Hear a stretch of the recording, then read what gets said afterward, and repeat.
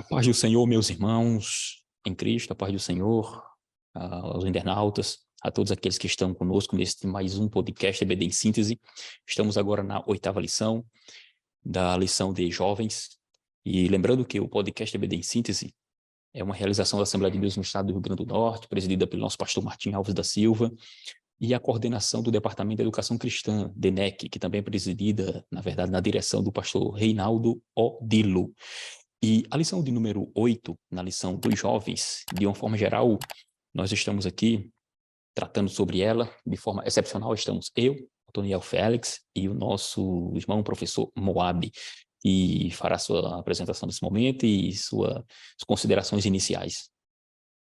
A paz do Senhor para todos que estão nos assistindo nesse momento, a paz do Senhor presbítero Otoniel Félix. É um prazer enorme retornar, a mais um encontro com o propósito de colaborar, contribuir para o desenvolvimento das aulas dos nossos professores.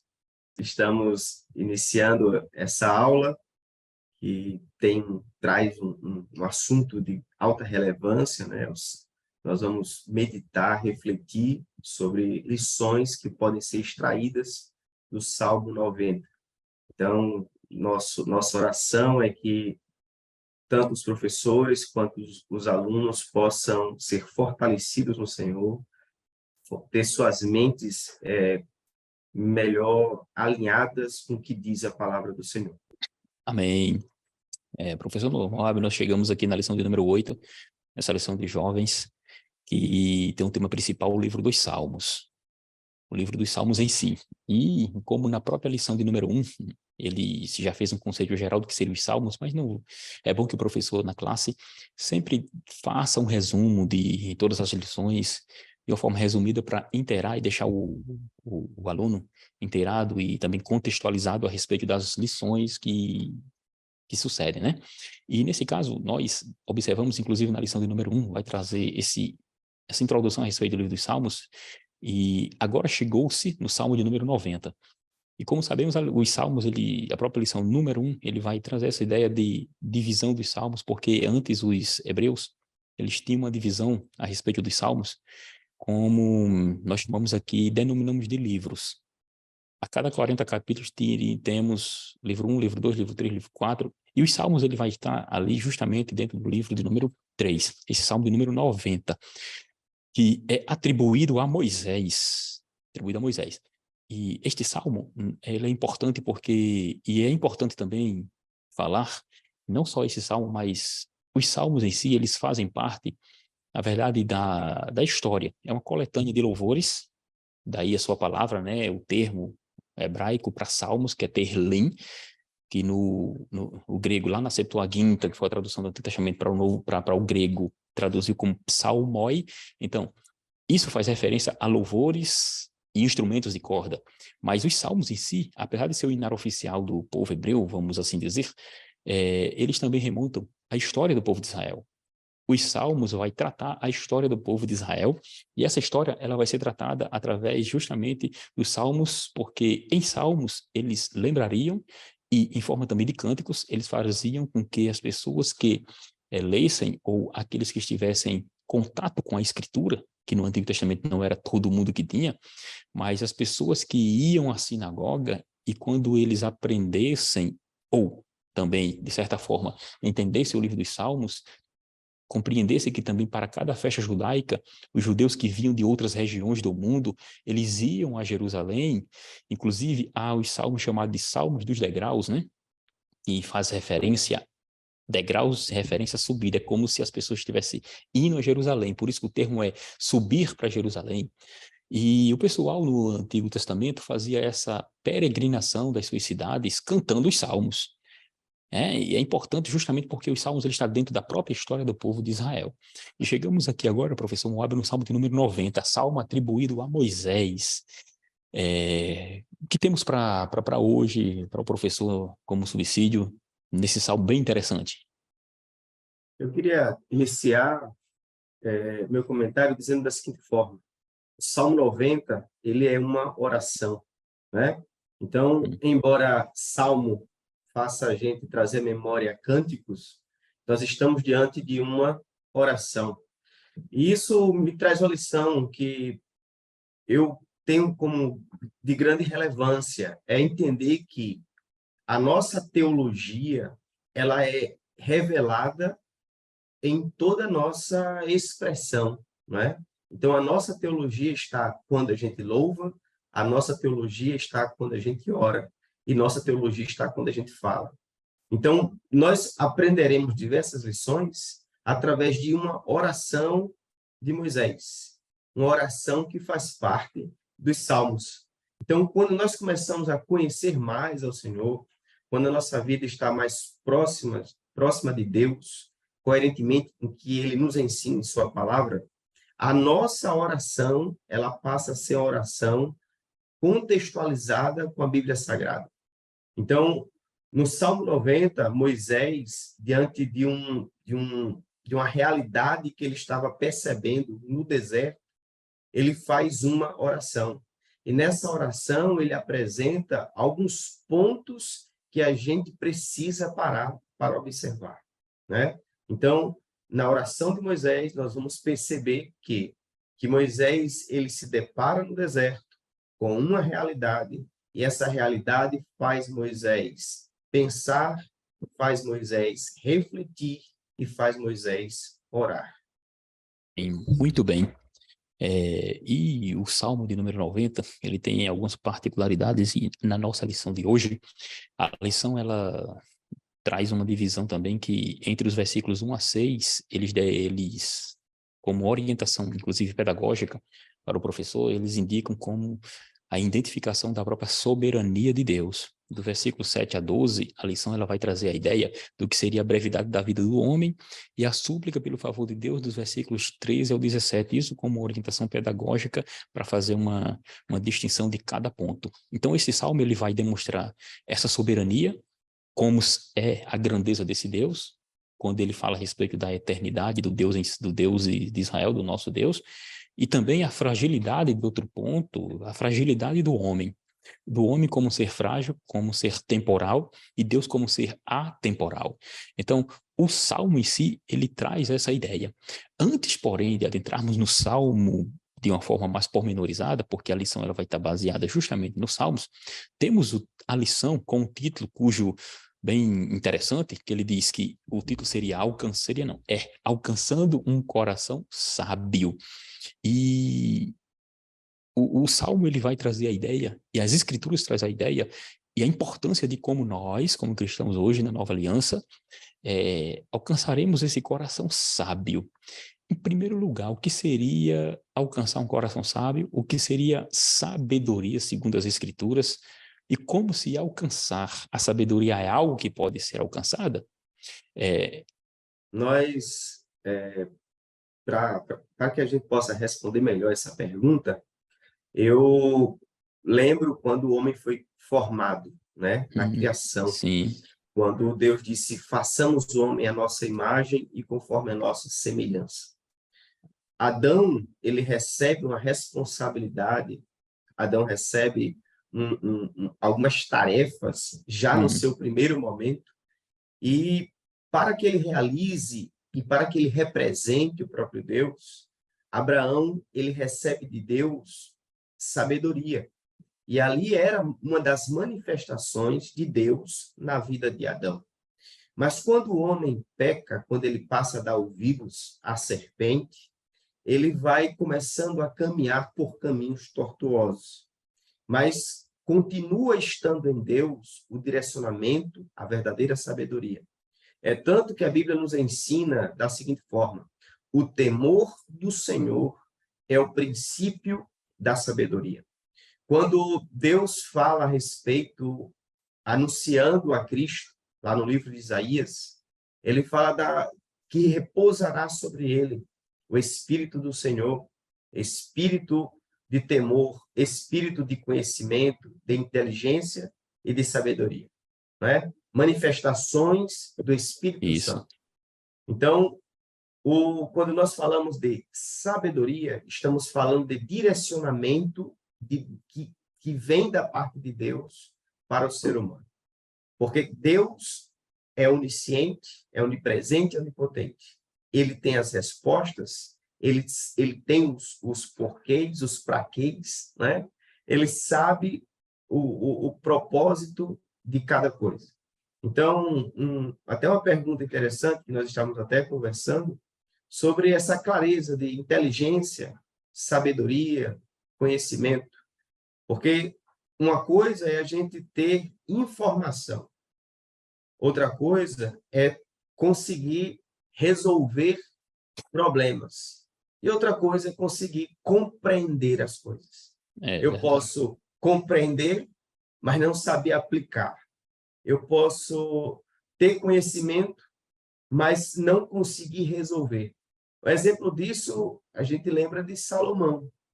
Salomão, ele recebeu da parte de Deus sabedoria. Diante das questões que ele apresentava, ele tinha um direcionamento, ele tinha clareza de um caminho, ele conseguia perceber o caminho correto a se traçar. Um coração sábio é um coração que tem da parte de Deus, porque a verdadeira sabedoria só está em Deus. Não tem como se ter a verdadeira sabedoria distante de Deus. O Verdade. mundo, né, a Bíblia diz que diz o louco em seu coração, não há Deus. Então, quando o homem se afasta de Deus, ele se afasta da verdadeira sabedoria. Então, um coração sábio é um coração que está entregue totalmente à vontade de Deus e é a ponto de ter passos dirigidos pelo Senhor. Muito bem, é verdade. E quando tratamos desse salmo, fazendo só uma retificação aqui, no início disse que ele está dentro do espaço de livros chamado no livro 3, né? Mas, na verdade, no livro 4, certo, irmãos? Livro 3, não, é livro 4. É uma retificação.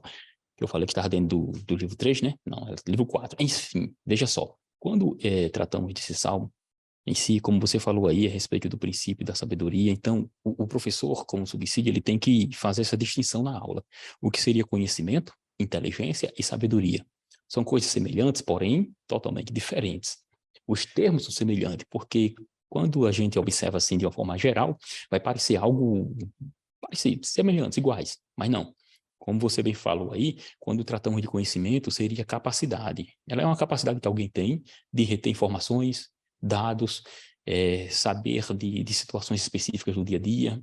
Quando você cita de cor um texto da Bíblia, isso é o conhecimento que você teve daquele versículo. Quando você conhece a geografia, quando você conhece a história, quando você conhece qualquer coisa que você lê, você está adquirindo conhecimento, certo? Conhecimento seria informação. E é importante frisar que essa informação, ela demanda, justamente, não demanda, quero dizer, não demanda inteligência. Ou seja, o conhecimento não vai demandar inteligência, porque a inteligência ela vai surgir depois. Ela vai surgir depois. Como se daria, na verdade, isso, né? É porque a inteligência ela seria uma capacidade de utilizar essa compreensão que você tem e começar a aplicá-la ela no contextos específicos.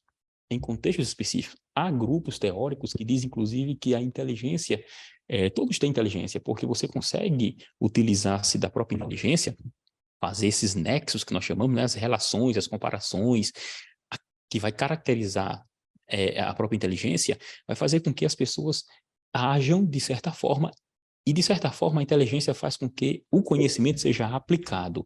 Porém, quando tratamos de sabedoria, isso tanto em psicologia como em filosofia, são duas coisas distintas e abraçadas, porque quando na filosofia trata de sabedoria, e ela está trazendo, na verdade, um conceito geral de alguém que não por causa do conhecimento e não por causa da inteligência adquiriu sabedoria, vai falar nada mais do que o que os psicólogos vão chamar de, hoje, sabedoria, inteligência emocional, eles chamam, né? Inteligência emocional. Por que seria inteligência emocional? Porque estava algo intrínseco ao homem que ele foi desenvolvendo e é uma capacidade que a pessoa tem, o ser humano vai ter de, na verdade, pegar essas informações, a respeito do conhecimento, a inteligência que fez com que juntasse todas essas questões, e ela vai ter um equilíbrio nas suas informações, vai ser ponderado, vai agir, de certa forma, conforme deveria, de fato, agir alguém que tem sabedoria como Deus seria, né? Como Deus agiria. Porque a sabedoria, ela é algo divino. Deus deu sabedoria ao homem. Agora, ela pode ser desenvolvida, e ela é desenvolvida dessa forma. Então, alcançar um coração sábio nada mais é que conhecer o Senhor, porque, como você disse, é o princípio da sabedoria, é o Senhor. É assim? Eu queria ler, inclusive, com você o versículo 3, capítulo 3, versículo 13 de Provérbios. Se, por favor, o Moab, se puder abrir aí a escritura e ler esse versículo, capítulo 3, versículo 13 de Provérbios. Eu acho interessante esse texto, porque vamos fazer aqui a distinção de sabedoria e também inteligência. O texto vai fazer essa distinção, vai trazer essa ideia do que seria a própria sabedoria e inteligência em si. Provérbios 3 e 13. Consegue ler? Como é feliz o homem que acha a sabedoria, o homem que obtém entendimento, pois a sabedoria é mais proveitosa do que a prata e rende mais do que o ouro. Então você veja, sabedoria, e essa versão aí chama de entendimento. Outras versões chamam de inteligência. São dois termos diferentes na língua hebraica, que vai justamente designar duas situações distintas. Sabedoria como algo distinto de inteligência ou de entendimento, porque esse entendimento ele será, de certa forma, aprendido, vamos assim dizer. E o importante aqui nesse texto é que vai demonstrar justamente o rei, né, Salomão, demonstrando e fazendo essa distinção. Como eu falei, quando nós falamos a respeito de inteligência, não é informação, mas é um equilíbrio entre as questões, né? É engraçado, interessante que a pessoa que tem sabedoria, ela vai pegar cada fato e vai fazer sua ponderação, o julgamento importante dessa situação. Cada relação, de cada situação, a sabedoria faz com que a pessoa saiba como entrar, como sair, como andar. Então, a sabedoria, ela independe de estudos, independe de alguém ter cursos superiores ou não, independe disso. Porque a sabedoria, ela, na verdade, eu posso dizer aqui que é algo adquirido pela e para a prática. Pela prática, o convívio, é aí que você conhecerá realmente o que seria a sabedoria em si. Então, de uma forma geral, a lição, quando fala a respeito de alcançar um coração sábio, o coração sábio só pode ser alcançado, e na verdade que é uma figura de linguagem, né? Sabedoria, coração sábio, porque como seria esse coração sábio? Porque quando falamos no povo hebreu, professor Moab, nós estamos vendo que eles utilizam essa figura de linguagem para demonstrar aquilo que está mais íntimo em seu coração, como nós chamamos aqui no Ocidente, coração. Só que para o hebreu, o coração ele pode ser tanto essa parte aqui que nós temos, que seria a parte física, né? Como também sentimentos. Tanto é que na Escritura eles não vão chamar apenas de coração. Então, quando você lê no Antigo Testamento e no Novo Testamento em si a respeito das entranhas, então está se referindo justamente a essa parte mais íntima da pessoa, que seria também o próprio coração. Isso é importante frisar para trazer uma ideia geral, que quando nós lermos, por exemplo, um texto da Escritura Sagrada, como Guardei a tua Paulo... palavra no meu coração. Você Sim. vê que ele está... Hum. Não que o coração, como órgão, ele tenha a capacidade de guardar, né? Mas ele representa esse esforço da mente de guardar uma orientação, guardar um direcionamento, e aquilo ser convertido em vida prática. Então, guardei a tua palavra no meu coração para não pecar contra ti. Isso. Coração aqui fala da intimidade, da mente humana, né? Do que ele tem de mais secreto, de mais íntimo, né? Que não quer que ninguém alcance. É tanto que ele diz, para não guardar, escondi a tua palavra, né? O apóstolo Paulo, quando ele fala a respeito do versículo, o capítulo 2 todo, ele vai tratar a respeito da humanidade de Cristo, né? Quando Cristo se torna homem, ele fala a respeito dos afetos e de entranháveis das entranhas. Ele fala, o versículo diz assim, eu vou até ler esse versículo aqui, Pega aqui na escritura aqui, capítulo 2 de Filipenses, versículo de número 1 em diante. Como eu disse, ele está falando a respeito da pessoa de Cristo, quando fala assim, alguma consolação, o versículo de número 1. Portanto, se há algum conforto em Cristo, se há alguma consolação, se há alguma comunhão no Espírito, se há alguns entranháveis afetos e compaixões. Esse termo, entranháveis afetos e compaixões, entranháveis, faz referência a entranhas. E entranhas, aqui não é só o coração em si, mas também referência a fígado, rim, ou seja, é para denotar o que o ser humano tem de mais íntimo.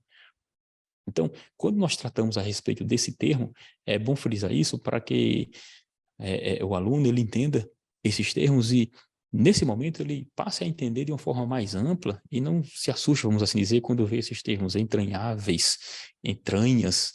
É estranho, né? Mas era assim que eles entendiam como algo mais íntimo do seu ser.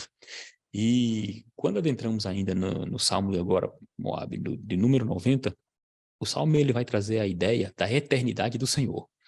O Senhor como um ser eterno, o Senhor como um ser, por ser Deus, ele é eterno, e ele traz essa ideia, nesse contexto, dessa eternidade. O que poderíamos dizer nesse domingo para o professor que vai dar essa aula? Nesse versículo, né, nos versículos iniciais, Moisés, ele começa olhando para Deus, né? E eu penso que essa é a maneira, é a melhor maneira que a gente tem para caminhar corretamente. O próprio Jesus, quando ele nos ensina a orar, ele inicia dizendo, Pai nosso que está no céu.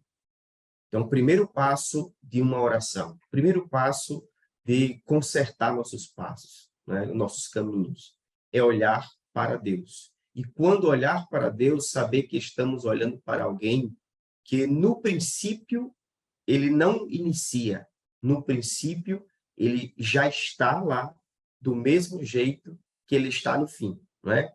Ele não tem princípio nem fim, ele está presente em todo o tempo. Então, quando nós olhamos para o Salmo 90, diz, o Senhor, tu tens sido nosso refúgio, né? Refúgio aqui é uma ideia de habitação.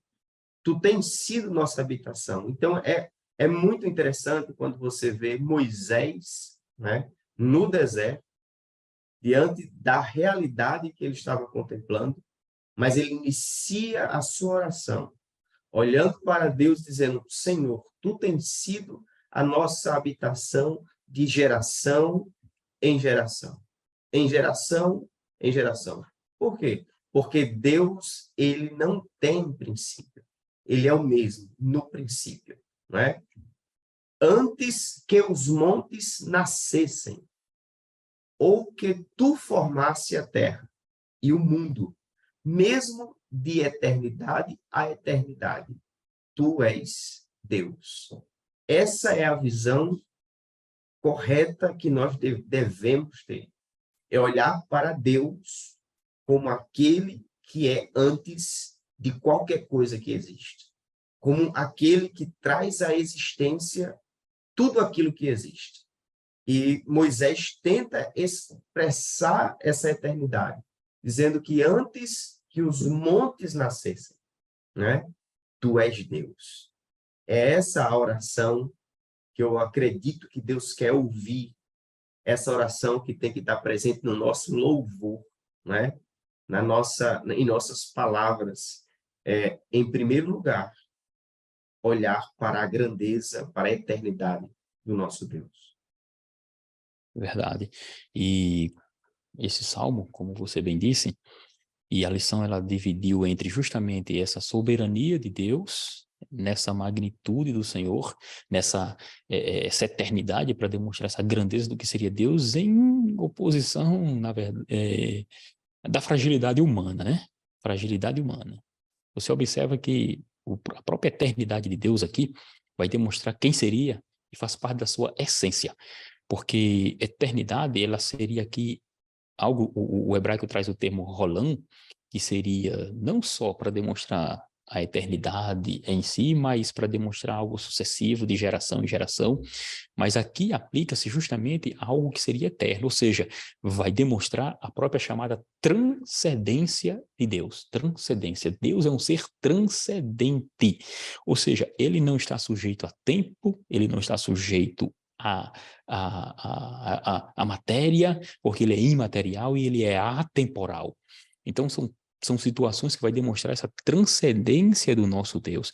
Essa transcendência seria para demonstrar que essa sua natureza está além da própria questões físicas, das coisas físicas, né? Vamos assim dizer. Então, essa transcendência vai demonstrar que ele está além, ele está acima, ele excede o limite, ele é superior, ele é sublime. Essa eternidade vai demonstrar justamente isso, porque Deus, por ser perfeitamente transcendente, todas as limitações, ele não está exposto às limitações do tempo, ele não está exposto às limitações da idade. Por isso que de eternidade a eternidade, tu és Deus. Então, o conceito de dizer que Deus, vamos aqui abrir uma aspas, né? Aspas não, um parêntese. Deus ser um Deus que abriga do ateísmo e Deus existir, Deus não existir, ela cai por terra porque Deus não existe. Deus é, ou seja, para existir, pressupõe algo anterior, pressupõe um início, uma causa, e no caso aqui, Deus não tem uma causa. Deus é autoexistente. Quando ele se revela para Moisés, capítulo 3 de Êxodo, né? E aquele célebre texto, eu sou o que sou. Né? Eu sou o que sou, eu sou autoexistente, eu sou autossuficiente. E, inclusive, o termo para eu sou o que sou no hebraico, ele está no futuro. Eu serei o que serei, que vai denotar, porque o hebreu ele não tem, ele não teria os termos no presente, seria no futuro, no caso ali. E isso demonstra o que Deus seria para o povo de Israel, seria aquele que provia, seria aquele que é antes de todas as coisas. E no futuro, Jesus diz, eu sou, eu e o Pai somos um, e eu sou o caminho, eu sou a verdade, eu sou a vida. Então, observe que essa revelação de Deus vai demonstrar justamente quem seria Deus, a sua própria natureza. Então, se ele está fora do tempo, ele transcende tudo isso. Como você bem disse, em contrapartida, nós vamos agora ver a diferença justamente com o ser humano. Porque eu vou até ler Isaías 49, versículos números 9 e 10. Lembrem-se das coisas passadas, das coisas da antiguidade, que eu sou Deus e não há outro Deus. Eu sou Deus e não há outro semelhante a mim, Deus dizendo. E continua. E aqui eu grifo, desde o princípio anuncio o que há de acontecer, e desde a antiguidade revelo as coisas que ainda não se sucederam. Se desde o princípio ele anuncia as coisas que hão de acontecer, e desde a antiguidade as coisas que não se sucederam, então ele está além desse tempo. Então veja a sublimidade de Deus. O versículo 1 de Gênesis diz, no princípio criou Deus os céus e a terra. Observe que quando ele cria os céus e a terra, ele cria espaço, tempo, é assim? E cria a matéria. Então ele está acima, ele está, na verdade, fora do tempo, fora da matéria. Por isso que ele é um ser atemporal. Então, é importante frisar isso, porque o Salmo vai demonstrar essa grandeza de Deus. E isso revela Deus como um ser soberano. E quando falamos de soberania, professor Moab, que vem em nossa mente, soberania, o que o autor da lição quer tratar quando diz que Deus é um Deus soberano? Quando estava te ouvindo, né, falar sobre essa questão da posição de Deus, a gente, quando fala dessa forma, também é importante ficar claro que Deus não está esperando que as coisas aconteçam para que ele possa ter ciência delas, né? A Bíblia também fala que o Cordeiro, quando anuncia Cristo, estava morto antes da fundação do mundo.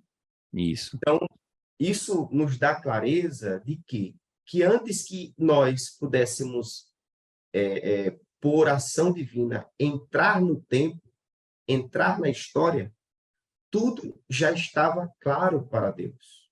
Deus sempre esteve no controle de todas as coisas. Então, é ele o que rege o universo, é ele o que rege o tempo. Não cai uma folha de uma árvore sem autorização de Deus, não é? Então, essa grandeza de Deus, ela precisa ser lembrada, entendida, e isso produz em nós paz, tranquilidade. em saber que, independente das circunstâncias, Deus sempre está no controle, na direção, e nunca é pego de surpresa. Ninguém nunca vai impressionar Deus. Nada que a gente faça vai fazer Deus se assustar. Nada que a gente faça vai fazer Deus correr de um lado para outro para tentar contornar a situação. Ele é soberano. Ele está acima de tudo, está acima de todos, está no controle de tudo, está no controle de todos. O Ciro, antes de nascer, já fazia parte dos planos de Deus, Deus já conhecia Ciro. Jeremias, antes de nascer, Deus já conhecia Jeremias. Então, Deus é soberano. E o salmista, ele tenta nos ajudar a ter essa clareza.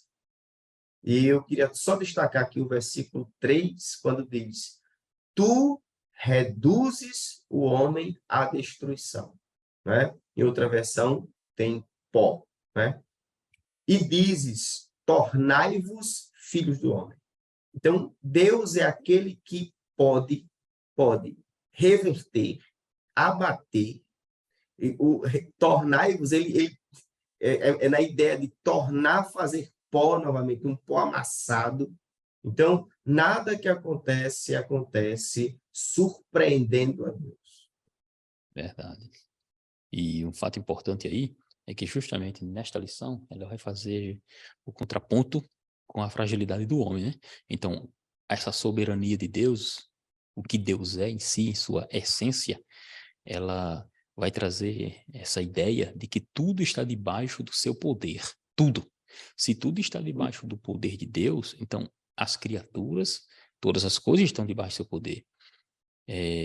Um fato importante que poderíamos até tratar quando falamos de soberania, nós também falamos dessa fragilidade humana, mas a mortalidade, no caso do homem, que é uma fragilidade, ela também, essa natureza que o homem deu, Deus deu ao homem, essa natureza em si tem que ser analisada de uma forma distinta de como algumas pessoas entendem. Veja só o que eu quero dizer. Falamos de mortalidade, então estamos dizendo que o ser humano é um ser mortal. É assim? Ser mortal. Por ser um ser mortal, qual é o ponto de partida que devemos traçar aqui? Não devemos entrar, aqui não tem nada a ver com a chamada teologia da mortalidade da alma. Tem que ficar bem claro aqui, certo? Ou aniquilacionismo, não, ou sono da alma, em hipótese alguma. Aqui não tem nada a ver. O que o texto está deixando claro é que o homem, ele é frágil. Ele é uma pessoa frágil. Ele a sua vida, como o texto dos Salmos 90, que faz parte da lição, vai trazer a ideia de que a sua vida é muito curta. A sua vida não tem longevidade. Ele não tem uma longevidade como Deus teria. Em contrapartida, se Deus é eterno, o ser humano, como o versículo 3 diz, o homem, tu reduzes o homem à destruição e desenvolver, filhos homens, versículo 4, porque 1000 anos são aos teus olhos como um dia de ontem que passou e como a vigília da noite. Isso para demonstrar justamente a fragilidade humana, né? A fragilidade humana que com a queda, com o pecado, fez com que ele se distanciasse de Deus, porque como tratamos de mortalidade, e o texto aqui, a nossa lição fala a respeito dessa mortalidade do ser humano, tratamos da morte e da fragilidade. Mortalidade no sentido de fragilidade, certo? Porque vai culminar com a morte física. E lembrando que a morte física não é uma morte aniquilação, nem sono. A morte física vai representar justamente a separação do homem de Deus. E no caso, a morte física, corrigindo, vai separar o corpo do homem do próprio homem, mas a morte espiritual separa o homem de Deus. Então, o contexto aqui que tem que ser entendido. O homem em si, ele é um ser imortal. Ele não é um ser mortal, porque ele não foi criado para morrer. Tanto é que ele será ressuscitado. Então, veja só, lembrando, o homem não é um ser mortal, é um ser imortal. O termo aqui utilizado de mortalidade do ser humano é para demonstrar a sua fragilidade depois do pecado, de que a morte física lhe alcança, em contrapartida com o ser de Deus que é eterno, que é a fonte da vida. Então, isso tem que ficar bem claro, para que não haja dúvida quanto a questão a respeito da mortalidade da alma do homem, porque a alma ela não é mortal, ela é imortal, ela não morre, ela não perece. E E nesse caso, quando tratamos desse assunto, professor, essa eternidade conjugada com essa outra situação, você veja que há liberdade humana, por outro lado, e há a soberania de Deus. Por mais que o homem tenha seja mortal, seja frágil, ele tem liberdade de servir e adorar a Deus. E nós passamos agora para o próximo ponto da lição. Vamos falando aqui a respeito ainda, e que na lição, no tópico 1 ainda, na mortalidade do homem, e o subtópico de número 4 vai falando a respeito da finitude para alcançar um coração sábio.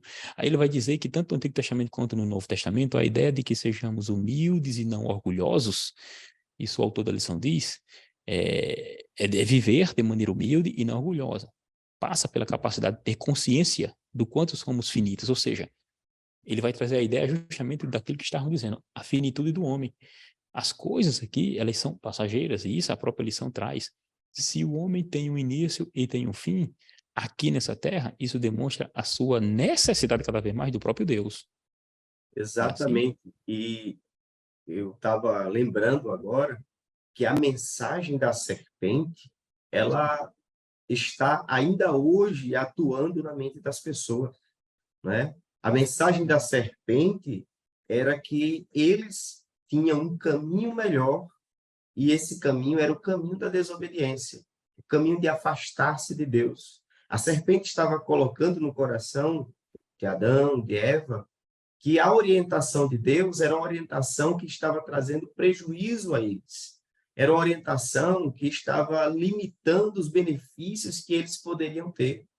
Como se Deus fosse um inimigo, como se Deus fosse um adversário, né? Vocês não vão comer desse fruto, Deus não quer que você coma, porque Deus sabe que os seus olhos vão se abrir, Deus não quer que seus olhos se abram. Deus não quer que você seja semelhante. Então, esse entendimento de que Deus é um adversário, de que Deus é um obstáculo no desenvolvimento, que Deus deixa o homem ignorante, é uma mensagem diabólica, é uma mensagem da serpente, e é uma mensagem antiga, né? O que nós estamos aprendendo hoje aqui, que a verdadeira sabedoria provém de Deus. Tiago diz isso. Se está com falta de sabedoria, peça a Deus. É Deus a fonte da sabedoria. Quer caminhar corretamente, quer a resposta, quer um direcionamento, isso está em Deus. Então, quanto mais nos aproximamos de Deus, mais nos tornamos sábios. E a humildade consiste nisso, em olhar para Deus e dizer, eu preciso de ti, eu preciso da tua ajuda, eu preciso do teu direcionamento. Eu estou aqui para te obedecer, eu não sou o Senhor da minha vida, eu não sou o dono de mim mesmo, eu preciso, eu sou dependente. Então, quando nós olhamos para a grandeza de Deus e olhamos para a nossa pequenez, né? Olhamos para a nossa insignificância diante da grandeza de Deus. Então, precisa haver em nós um coração humilde. E quando falo de humildade, eu lembro do próprio Cristo, quando disse, aprendei de mim, que sou manso e humilde de coração. Né? Nós aprendemos com Cristo a ser humilde, a olhar para Deus como aquele que tem o direcionamento correto para que a gente possa caminhar para cima e não para baixo. Muito bem. E, professor Moab, no tópico de número 2, nós temos aí a respeito o termo conscientizando-nos de nossos equívocos, ou seja, devemos, cada um de nós, nos conscientizar dos equívocos praticados, né? E a lição, ela vai dizer a respeito, vai tratar o assunto da ira de Deus. A ira de Deus, e que nesse meio termo nós devemos alcançar corações sábios, para entender o que seria essa ira e para entender também o que seria o medo que alguns têm de Deus, né? Quando falamos da ira, estamos falando de um assunto que é bem tratado também a respeito do medo. O medo, o temor, porque o temor do Senhor, né, produz também a sabedoria. Então, que seria esse temor, essa ira de Deus? Ela causa temor, ela causa medo, são a mesma coisa, temor e medo. É importante frisarmos aqui, porque quando tratamos da ira de Deus, os versículos 7 e 8, o próprio autor da lição vai dizer que o salmista vai reconhecer que o seu povo está sob a ira de Deus, sob a ira divina, por causa dos pecados. Ou seja, quando tratamos dessa ira, nós estamos tratando de uma punição devida a uma situação, a um erro. há uma quebra de concerto. E nesse caso aqui, quando tratamos desse assunto, é para o cristão hoje no Novo Testamento entender e ter medo de Deus? Como se daria esse questionamento, essa situação? Como bem o senhor falou, né? A ira de Deus, ela tinha um motivo, né? Deus, quando separa seu povo, Deus separa o povo de Israel para ser exemplo para as outras nações. Mas o povo de Israel começa a caminhar em desobediência, caminhando contra o que Deus havia orientado. E isso fez com que o castigo de Deus, né, viesse sobre o seu povo. É tanto que quando nós observamos a jornada do povo de Israel, há momentos que o povo entra pelo caminho da desobediência e por conta disso Deus age com castigo. Então essa ira de Deus, ela precisa ser entendida porque algumas pessoas, por não compreenderem essa ira de Deus, taxam Deus como um Deus cruel. E isso não é verdade. Deus ele é justo. Deus ele amou o mundo de tal maneira que enviou seu Filho para que o homem pudesse ser retirado da condenação eterna. Mas, sendo justo, Deus não pode ficar feliz em ver o homem caminhando pelo caminho da desobediência, como aconteceu com o povo pelo deserto.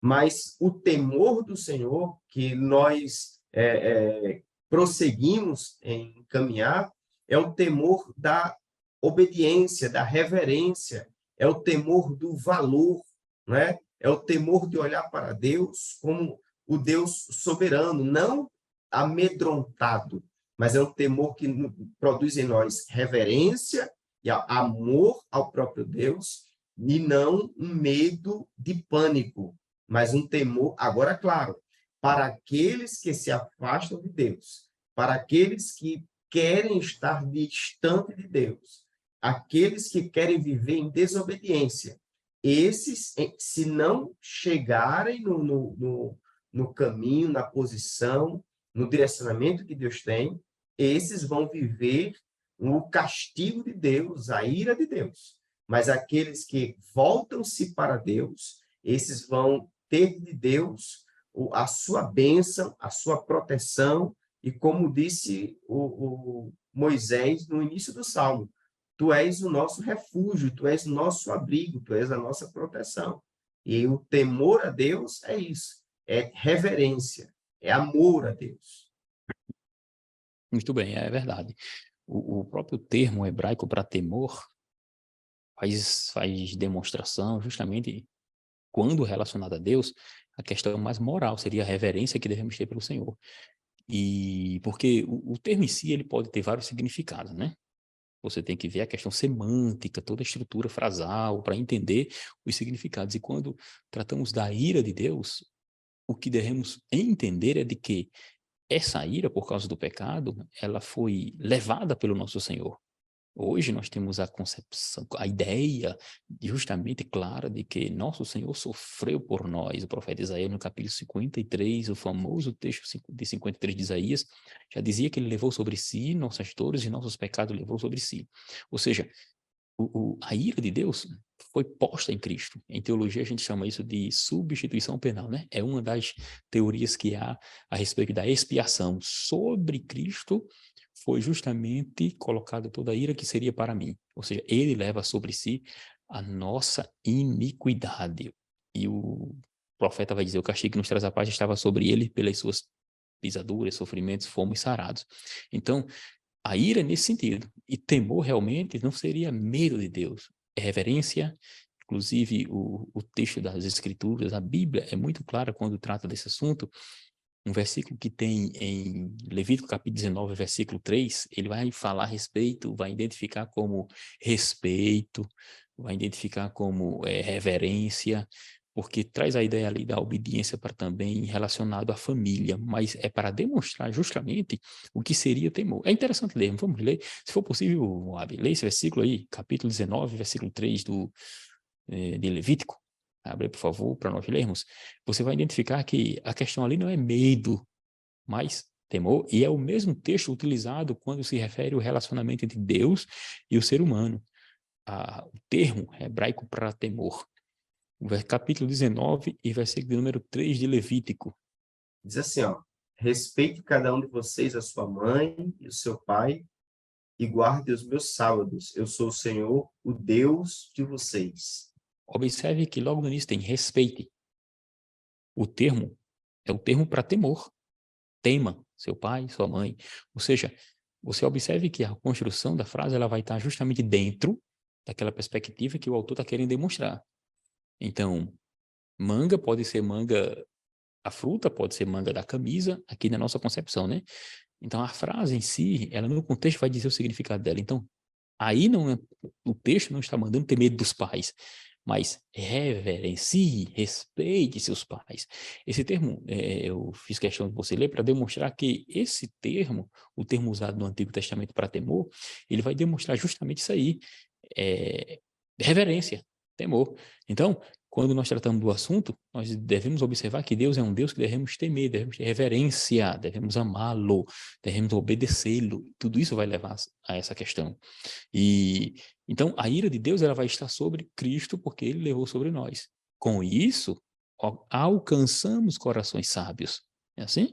Corações sábios, como a própria lição fala. E aqui no tópico número 3 já chegando para o final, nós tem aqui a respeito da sabedoria traz a esperança. O comentarista vai dizer que a sabedoria vai trazer a esperança, a alegria e benignidade, quando ele olha os versículos 13 aos versículos de número 16. E os 17, o comentarista dividiu como uma confirmação das próprias obras. Então, os versículos 13 até o 17, eu vou até ler ele, vai dizer assim, volta-te para nós, Senhor. Até quando? Ele diz, né? E aplaca-te para com os teus servos, sacia-nos da madrugada com a tua benignidade, para que nos regozijemos e nos alegremos por todos os nossos dias. Alegre-nos pelos dias em que nos afligiste e pelos anos em que vimos o mal. Pareça a tua glória sobre os teus servos e a tua glória sobre os teus filhos, e seja sobre nós a graça do Senhor nosso Deus, e confirma sobre nós as obras das suas mãos. Sim, confirma as obras de suas mãos. Então, observe que o salmista aqui está dizendo que Deus tem que confirmar através de nós, porque somos testemunhas suas.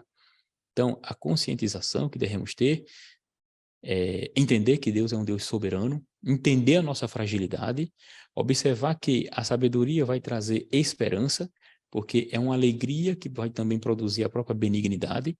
Essa alegria vai trazer esse ponto principal e com isso haverá confirmação das próprias obras, porque como o ponto 2 da própria lição diz, estamos vivendo sobre a própria graça, que é um favor que seria imerecido. É o amor sacrificial do Senhor por nós. Observando essas últimas palavras, né, do Salmo, a gente percebe que quando nós, de fato, conhecemos a Deus conforme as Escrituras, nós aprendemos sobre a sua grandeza, sobre a sua eternidade, sobre a sua soberania, sobre o seu poder, né? Aprendemos sobre a nossa pequenez, né? A distância da grandeza de Deus e a nossa posição. E entendendo isso aí, não produziu um temor de medo, né? Mas um temor de reverência. E um temor a ponto de nos aproximarmos de Deus pedindo ajuda. E Cristo, ele fez essa ponte, né? O salmista, ele diz no versículo 12, ensina-nos. Esse Deus soberano é o Deus que ensina. Esse Deus soberano que se ira com o pecado, mas ele ouve aquele que se arrepende.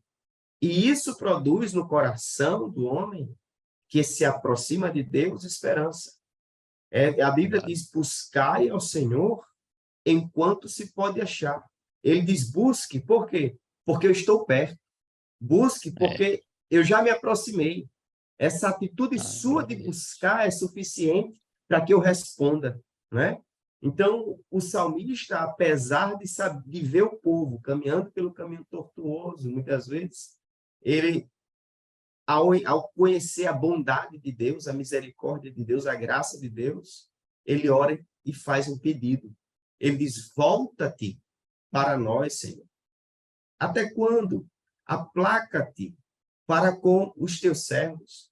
Então, Se nós buscarmos ao Senhor, confessarmos as nossas transgressões, aquela ira que estava derramada sobre nós, aí ela sai, por quê? Porque Cristo levou sobre si. Mas aqueles que não olham para Cristo, eles continuam, sim, debaixo da ira. Então, o caminho é Cristo, a porta é Cristo. E é isso que Cristo nos trouxe, esse caminho da salvação. Eu estava lembrando aqui, quando Jesus diz que não vem condenar o mundo, algumas pessoas ficam só nesse pedacinho do texto e não lê o que diz depois. Quando Jesus explica que vocês já estão condenados. Já estão condenados. Eu sou o escape, eu sou a solução. Eu vim aqui retirar vocês desse estado. Então, a compreensão, olhando para Cristo, faz a gente perceber a grandeza de Deus, a nossa pequenez, e ao mesmo tempo, falo como disse em Hebreus, tendo, pois, ousadia para entrar no Santo dos Santos pelo sangue de Jesus. Né? Então, não tem como não haver em nós esperança, não tem como não haver em nós alegria, ao perceber que esse Deus grandioso, em Cristo, ele está acessível para que tenhamos novamente comunhão com ele. Verdade. O Salmo 111, versículo 10 diz que o temor do Senhor é o princípio da sabedoria. Bom entendimento tem todos os que cumprem os seus mandamentos. O seu louvor para sempre permanece. Ou seja, observe que o temor do Senhor é o início de tudo. Então, temer a Deus, não ter medo, temor, reverência, amá-lo é o princípio da sabedoria. Então, louvamos a Deus por mais uma lição neste trimestre, lição número 8, onde nós demonstramos justamente foi demonstrado a respeito da própria Salmo de número 90 e a própria soberania de Deus, demonstrando o Deus que é eterno, a sua eternidade, que de eternidade a eternidade ele é Deus, e a fragilidade humana, a necessidade do homem de ter esse Deus presente em si. Então, meu amigo, minha amiga, meu irmão, fica com o Senhor Deus, que seja de bom proveito, que o Senhor Deus abençoe cada um de nós. Te damos graças, Senhor, por mais um momento. Em nome de Jesus, amém.